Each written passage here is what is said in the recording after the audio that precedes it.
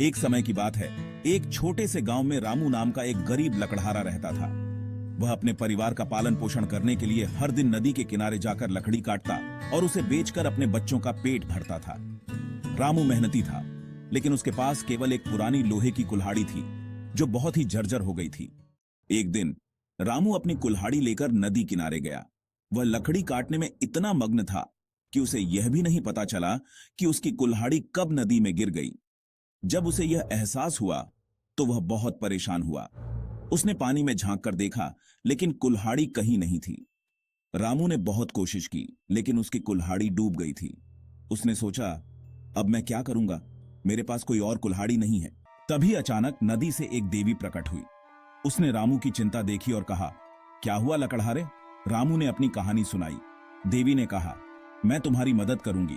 उसने अपनी जादुई शक्ति से पानी में हाथ डाला और एक सुनहरी कुल्हाड़ी निकाली। क्या यह तुम्हारी है? देवी ने पूछा। रामू, नहीं, ये मेरी कुल्हाड़ी नहीं है। देवी ने फिर एक चांदी की कुल्हाड़ी निकाली और पूछा, क्या यह तुम्हारी है? रामू, नहीं, यह भी मेरी नहीं है।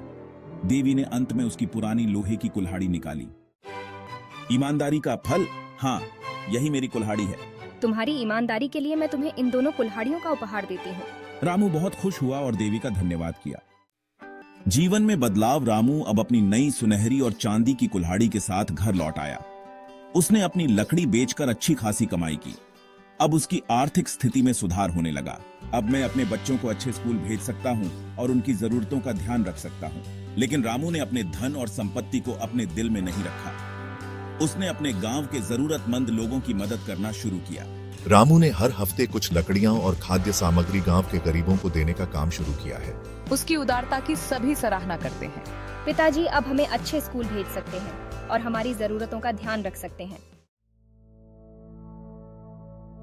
अंत में कुछ समय बाद देवी ने फिर से रामू को दर्शन दिए। मैंने तुम्हारी ईमानदारी और उदारता को देखा है।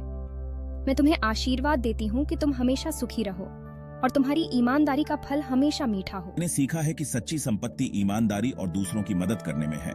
इस कहानी से हमें यह सीख मिलती है कि ईमानदारी और उदारता का फल हमेशा मीठा होता है।